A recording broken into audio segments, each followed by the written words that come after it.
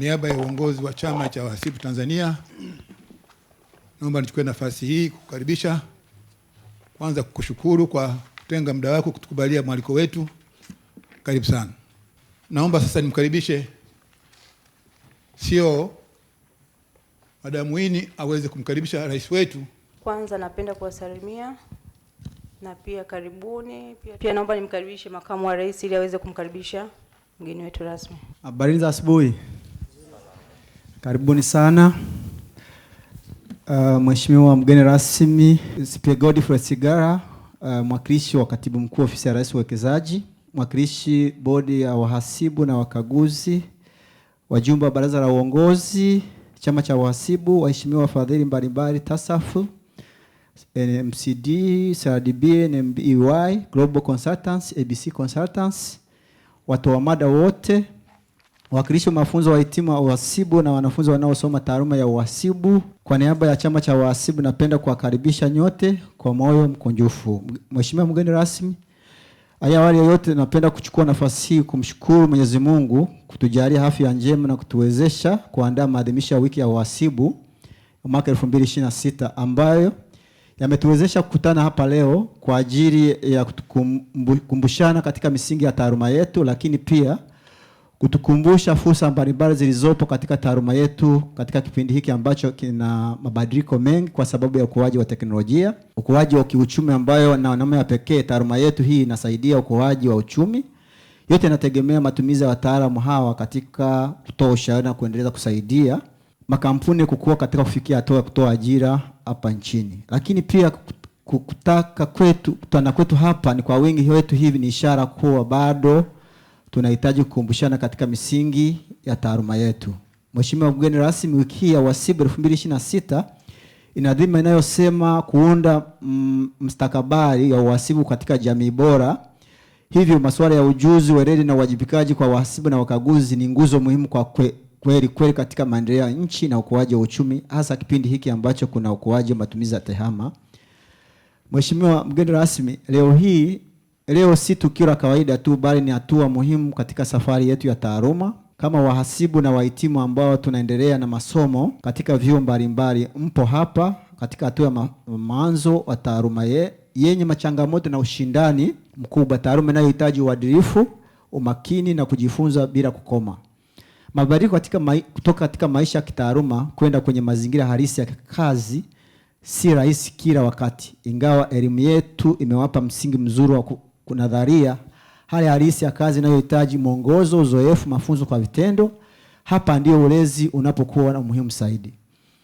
Programu yetu ya ulezi imeandaliwa kwa mahususi kuziba pengo hii. Inalenga kuwaunganisha ninyi na wataalamu wenye uzoefu ambao tayari wamepitia njia mnayoianzia sasa. Kupitia ulezi mtapata si tu ujuzi wa kitaaluma, bali pia maarifa ya vitendo, hekima, kujiamini na mitandao ya kitaaluma inayosaidia katika safari yenu. Kwa walezi wetu tunatoa shukrani kwa dhati, kujitoa kwenu, kushiriki kwa muda, maarifa na uzoefu wenu ni mchango mkubwa katika kujenga mustakabali wa taaluma yetu. Mnachangia kulea kizazi kijacho cha wahasibu, viongozi na watoa maamuzi. Mheshimiwa mgeni rasmi, katika kushiriki kwa wahasibu katika mafunzo haya ni ishara kuwa taaluma yetu na bado inahitaji watu wabunifu na kuendelea kujifunza kwa bidii ili pawepo matokeo katika kazi zetu, masomo yetu na katika kukuza biashara za kila siku. Kumbukeni, ubora katika taaluma hii hauishi kwenye namba pekee, yani kuandaa hesabu. Unajengwa juu ya misingi ya maadili, uwajibikaji na weledi. Kama wahasibu, ninyi ni walinzi waadilifu wa taarifa za kifedha, mna mchango mkubwa katika maendeleo ya uchumi. Tanzania kama nchi inayoendelea inahitaji sana wataalamu wenye ujuzi ili kuhakikisha uwazi, uwajibikaji na ukuaji endelevu. Ninyi ni sehemu muhimu ya ajenda hii ya kitaifa. Napenda pia kusisitiza umuhimu wa kujifunza kwa kuendelea kuibua vitu vipya ambavyo vinaweza kusaidia mabadiliko ya ukuaji wa uchumi katika nchi yetu. Dunia ya uhasibu inabadilika kwa kasi kutokana na maendeleo ya teknolojia mabadiliko ya kanuni na utandawazi hii kubaki na ushindani, si lazima mjitolee kujifunza maishani yenu yote na kuendana na mabadiliko. TAI itaendelea na kusaidia kupitia programu hii pamoja na mafunzo, machapisho na fursa kujenga mitandao ya kitaaluma.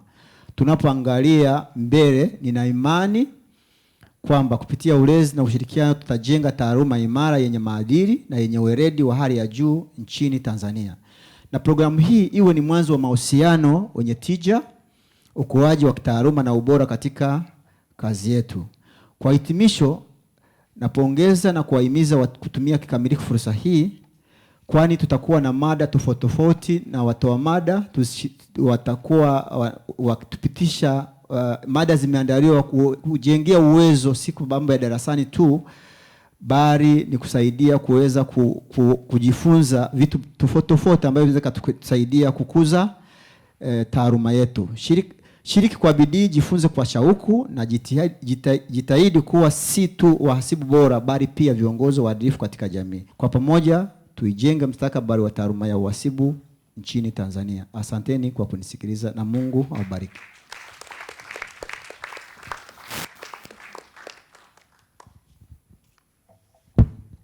Mheshimiwa mgeni rasmi,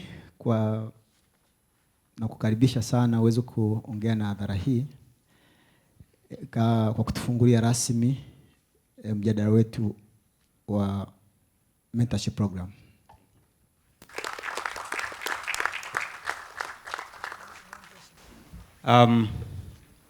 Mheshimiwa Kamuntu, makamu mwenyekiti wa TIA, Madam Winifrida Ngarangunza. Nimefanya juhudi sana kuhakikisha nalijua hilo jina vizuri. Ndugu wawezeshaji, sikuweza kuwakumbuka wengi, namkumbuka Chogo Kiraisi, I don't know why. Wajumbe wa TIA na waheshimiwa graduates pamoja na mnaoendelea na masomo, karibuni sana sana sana sana CRDB. Naitwa Godfrey Sigala, nafanya kazi CRDB. Mimi ni director wa internal audit. Kwa hiyo mimi hapa kwetu ni nyumbani, na kwa wale ambao looking at many of your faces mnaonekana ni vijana, mnasoma na wengine mna ambitions kesho, naambia ni karibuni CRDB. Is a place to admire, is a place to think of having it in your career. Na nina hakika mtakuwa mna ndugu, mna marafiki, mna kaka zenu, mna dada zenu wanaofanya kazi CRDB, na hakika wana mambo mengi mazuri ya kuambieni. Na mimi naomba nichukue nafasi hii kabla sijaanza kusoma hotuba ya Mheshimiwa Katibu Mkuu kuwakaribisheni sana sana sana sana. Baada ya kusema hayo, naomba sasa nilete hotuba ya Mheshimiwa CPA Dr. Freddy Msemwa, Katibu Mkuu Ofisi ya Rais anayeshughulikia mambo ya uwekezaji. Alipaswa kuwa hapa, na until early this week alikuwa ameconfirm kwamba he wants kukutana na nyie akawaambia vitu vya msingi sana vya jambo hili. Lakini ni siku tu mbili zilizopita bosi wake kwa maana ya waziri alimuomba ampatane naye, walikuwa na session kukutana na Mheshimiwa Rais, na kwa namna hiyo hakuweza kuwepo sehemu zote mbili kwa wakati mmoja. Kwa hiyo ameniomba, amenituma kimsingi. Yeye ni bosi wangu, asingeweza kuniomba. Kimsingi kanituma nije nisome hiki kwa niaba yake. Kwa nitaomba muyasikilize kwa dhati yale ambayo alidhamiria kuwafahamisheni leo. Na baada ya kusema hayo, pia naomba nichukue nafasi hii pia kuwashukuru sana key partners. Tuna waheshimiwa TASAF, tuna MSD, tuna EY, tuna Global Accountants, tunaheshimiwa ABS Consultants. Tunawashukuru sana sana sana kwa kufanya kazi pamoja na TIA na hatimaye kuwezesha ili tukio kuwa hapa. Awali ya yote, haya ni maelezo ya Mheshimiwa Katibu Mkuu. Sasa anasema, awali ya yote namshukuru Mwenyezi Mungu aliyetuwezesha kufika hapa siku hii ya leo, na anasema anaomba kutoa shukrani zake za dhati kwa TIA kumwalika kuweza kushiriki katika ya mafunzo kwenu nyie ambayo yatajenga msimu muhimu sana katika maisha yenu ya karia ya uhasibu pamoja na ukaguzi. ukaguzi na kuchomekea kwa sababu mimi ni mkaguzi. Naiongezea hiyo.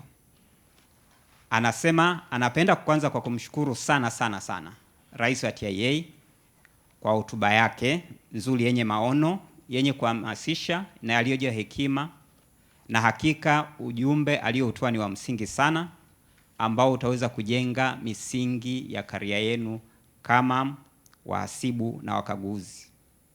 Anasema nayo heshima kubwa kuwa mgeni rasmi katika tukio hili ya wiki ya uhasibu, hususan katika hii program ya ulezi kwa wahasibu wahitimu.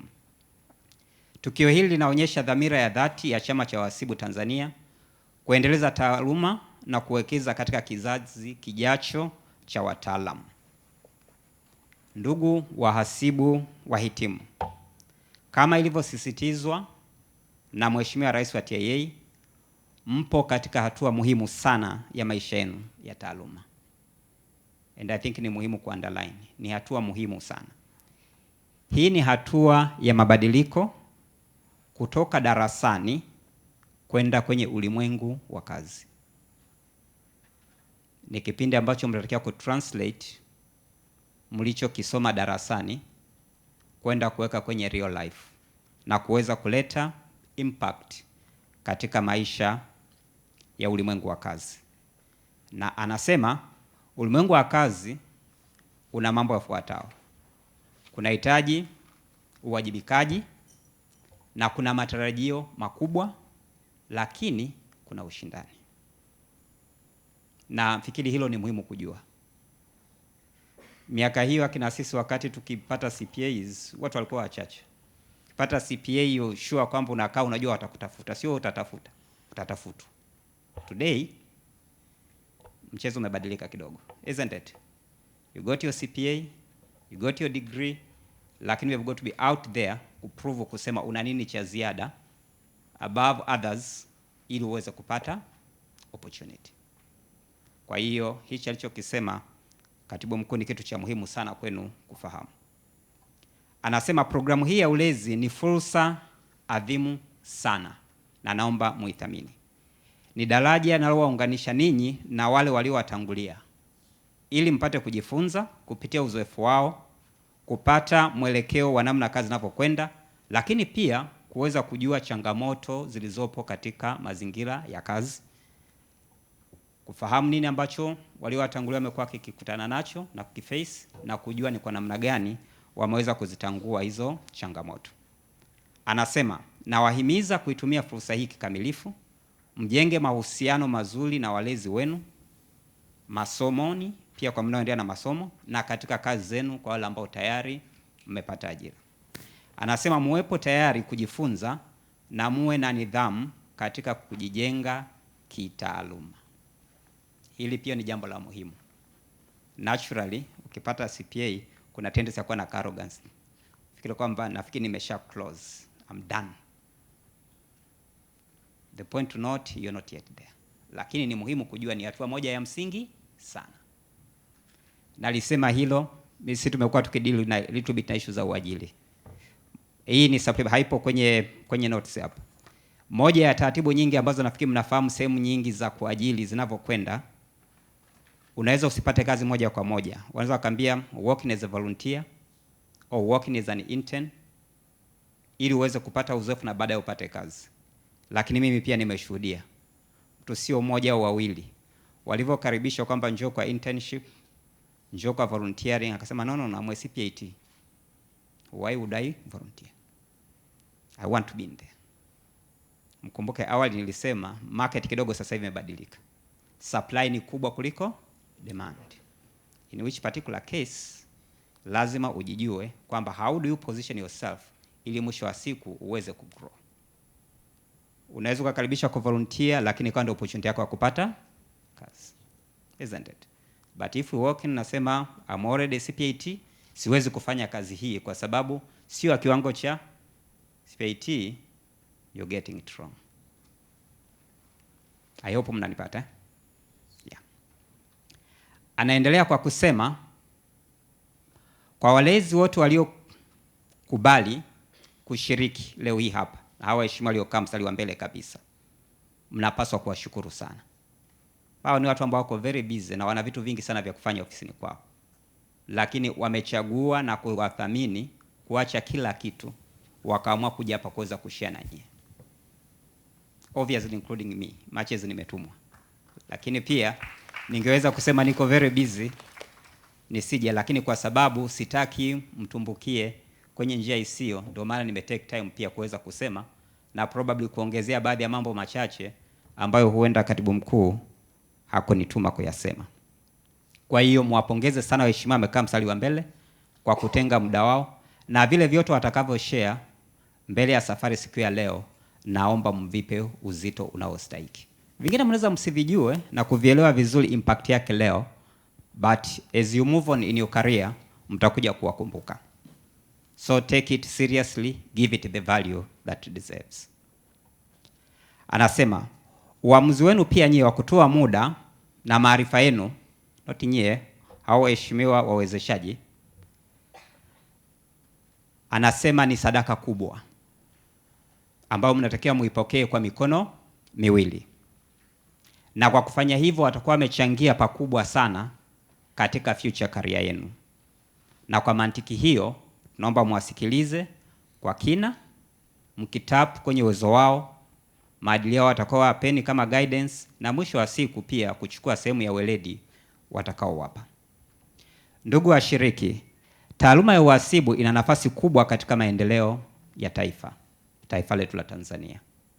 Wahasibu ni nguzo muhimu katika kuhakikisha uwazi wa kifedha, matumizi sahihi ya rasilimali na ujenzi wa mifumo imara ya kiuchumi.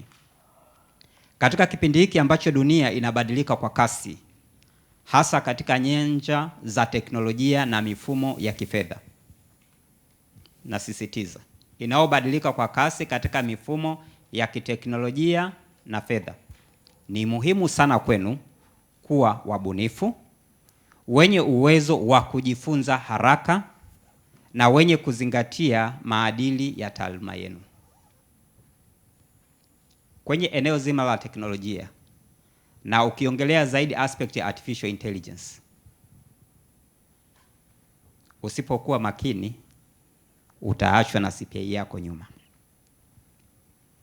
Today kuna mtu ambaye atakuwa hana CPA kama ulivyofanya wewe, lakini anaweza kufanya vitu anavyofanya mtu wa CPA bila CPA. Kwa kupitia nini? So, na unaweza kujikuta umekutana na situation ambayo they can happen to even be better than wewe person with your certificate. But by so saying, haimaanishi kwamba tulichokifanya kwamba hakina thamani. Kina thamani kubwa sana. Kubwa sana. And in no way sitaki kuimply kwamba najaribu kuidemean. I'm a CPA too as well. Lakini naiona katika mazingira ya kazi. Nina watu ndani ya timu yangu, they are not CPAs. Lakini the things that I can actually do, there are times I go spend out of quality time with them kujua wanawezaje kuvifanya. Na value ambao wanaweza kunifanya. Ni watu ambao wanaweza kukaa. Today for example we talk about coding. Na ni kitu ambacho nafikiri ni muhimu sana kwenu kukipa thamani. Kwa sababu coding zamani tulikuwa tunafikiri mtu lazima umefanya computer science, umefanya computer engineering ili uweze kufanya. Coding today literally ni mtu yote anaweza kujifunza. And we all know kwamba sasa hivi hata kwenye baadhi ya nchi ni baadhi ya vitu ambavyo vimeanza kufundishwa mpaka level ya primary. Kama mna opportunity na kama resources zinaruhusu, please, ni moja ya eneo ambalo ningetaka mfocus. Kwa nini ni muhimu? Kwa baadhi ya hatua ambazo tumekuwa tukizifanya katika uhasibu na ukaguzi kwenye eneo langu, ni maeneo ambayo today mtu anaweza kakaa aka create a program, ikarun, akaiautomate, ikawa na kufanyia kazi ambayo unahangaika nayo say for a week or two, inafanyika within just a fraction of a second.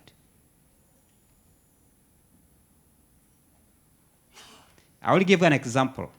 Sisi mwaka jana tumefanya a major, CRDB now, tumefanya a major change ya core banking system.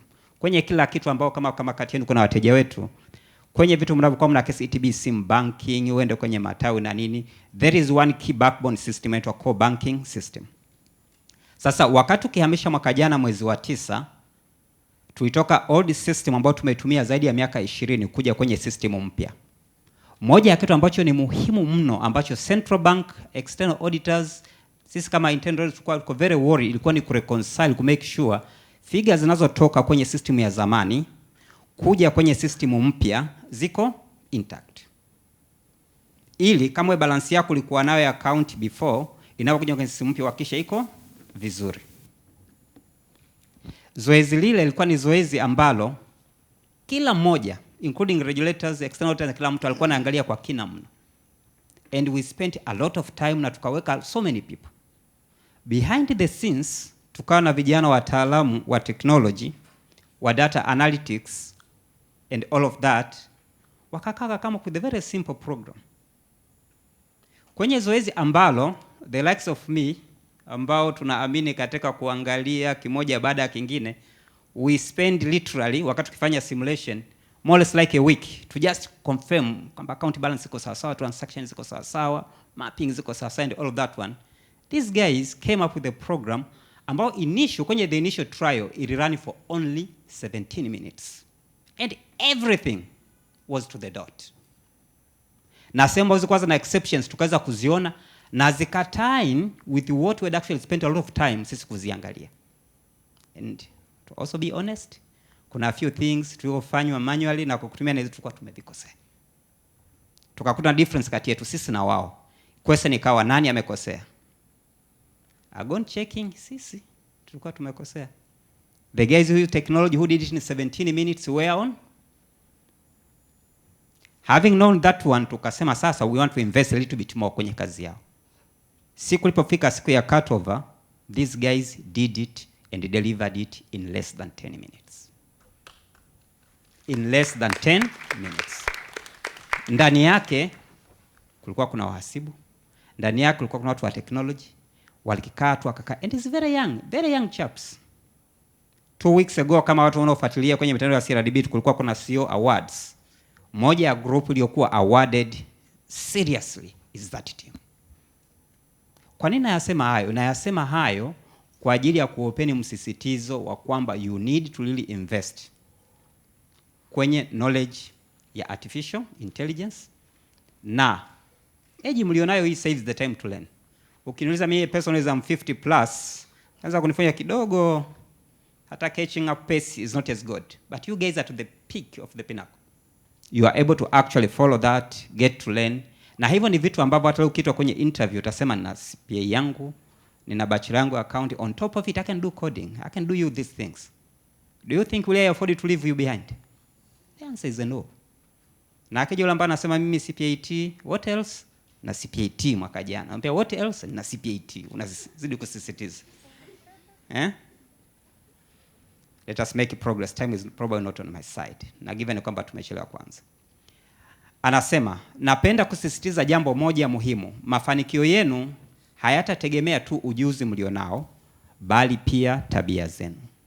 Na hapa ana address na kuinsist aspect ya uadilifu, uwajibikaji na nidhamu. Hivi ndivyo vitakavyowatofautisha na kuwafanya kuwa wataalamu bora na viongozi wa kuaminika. Kwenye hili pia naomba kulisisitiza. I know I'm taking a bit of time, lakini alisisitiza. Again, I use so many examples with us. On an annual basis, we fire so many youngsters. Now, I'm sorry kwamba when I say we fire, ni watu ambao wameharibia the entire of their career. Why? Leo hii anakaa, anamuona mheshimiwa Kamuntu ana account yake pale imenona, yeye akiangalia pesa yake sio sawa sawa, na kwa sababu ana access, anataka wewe kama Mr. Kamuntu month 2 or month 3, forgetting kwamba he has invested it for over 10-20 years. Na kwa sababu atakutana na vijana wachache huko mtaani watampa a few stories in terms of kwamba akichukua hiyo will be safe na probably atafanya vitu vingine, atakuwa yuko okay. The one thing in a bank you can steal, but you will always be tracked to whatever una be hiding. Huo ndo ukweli. Kwa sababu sisi we follow risk based. Na siwezi nikataka kwamba akija mtu kuchukua say 5 million, 10 million, lazima nikulazimishe iende na kwa referral na kwa boss wako aione. We give you that mandate kwamba akija mteja 10 million nimpe. Sasa ikitokea umeamua kumpa mtu ambaye hakupaswa kupewa au kaamua kujipa wewe, at the end of the day tutajua kwamba ulijipa wewe na ukumpa mteja. Sasa we've had a few individuals wakifanya hilo kosa. na kibaya ni kwamba tukishakupata we blacklist you, we send your name to the central bank, wana blacklist, hutoka ufanye na benki yoyote or plus any entity ambayo iko affiliated with a bank. Sasa imagine at the age of 20, 25 you have got a full life ahead of you, ukajikuta uko blacklisted. Hilo nalisisitiza kwa sababu we got a good number of individuals ambao wamekuwa na nafasi nzuri wameondoka. Mkikutana nao huko mtaani mkiwauliza hawatasema waliiba. Watasingizia tu vitu vingine. Ile benki ile mbaya bwana. They are not supportive, walikuwa wananionea, lakini bottom line kwenye records zetu ni mwizi. Aliiba. Please take note of that.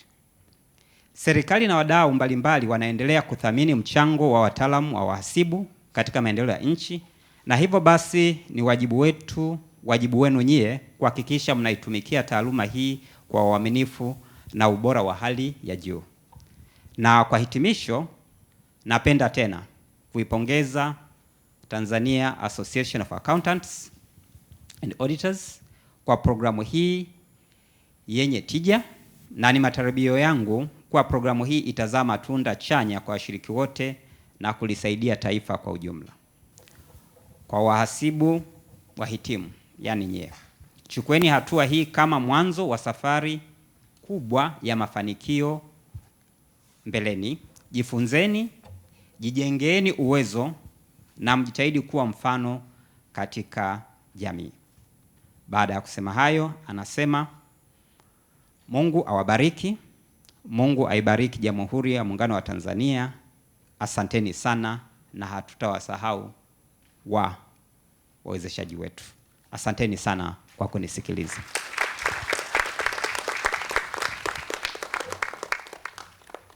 CPA Godfrey Kigara, mkurugenzi idara ya ndani CRDB, kwa niaba ya Chama cha Wahasibu Tanzania, tena naomba nikushukuru sana kutenga muda wako bwana, umeweza kutufungulia shughuli yetu. Asante sana, karibu sana. Jamani, sasa shughuli yetu ndio rasmi imefunguliwa.